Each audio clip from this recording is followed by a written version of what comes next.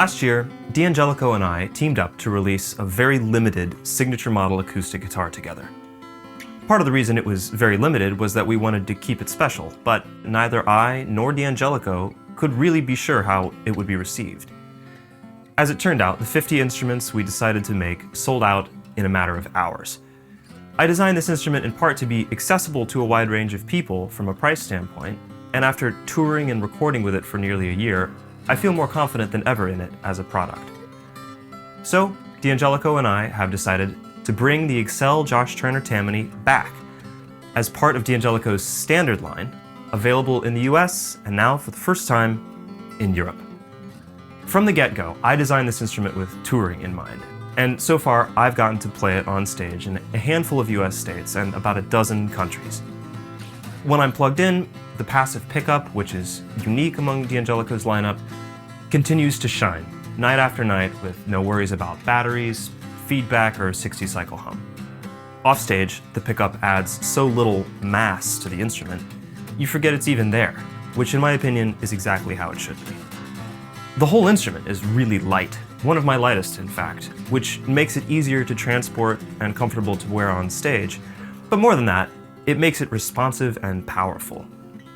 When other guitarist friends have played it unplugged, that's one of the things they're consistently struck by, how effortlessly this guitar projects.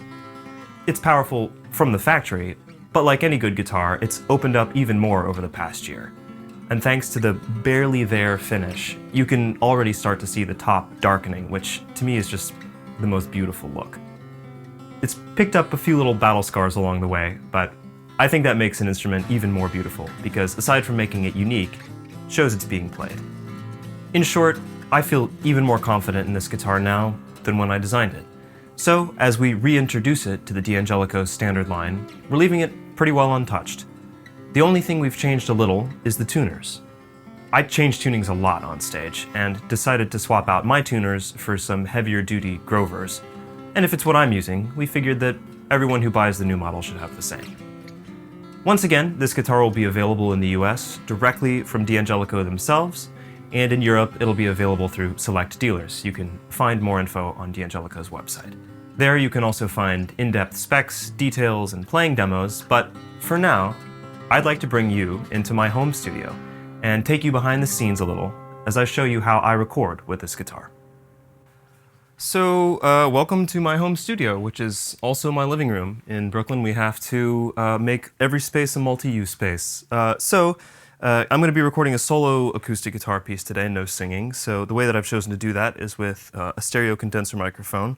I should note that I'm a big believer in using whatever is the simplest way to do something. I like this mic because it has a pretty small visual footprint, but I have strong feelings about portable recorders. They record this guitar amazingly well.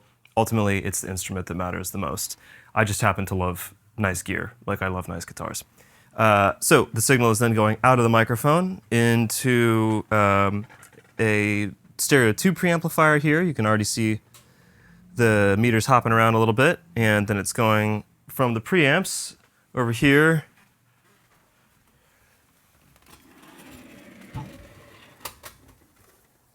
into my mixing desk, which I must say is a bit of a pièce de résistance for efficiency of space usage for me. There are some EQs on here, and with almost any acoustic guitar you record, I like to cut a little bit of low mid out. Doesn't take much, but that's what we're doing right there. Then the signal goes back over here, because I'm a crazy person, into an 8-track tape machine, which just smooths off some of the dynamic peaks in the sound a little bit. And then it goes into the computer, and we're recording off of the tape machine. So, you know, that's how I like to record, but ultimately it begins and ends with the instrument. And I've recorded this guitar in lots of different ways, and I've never really had any problems. It sounds great no matter how you record it. But let's see what we can do with this.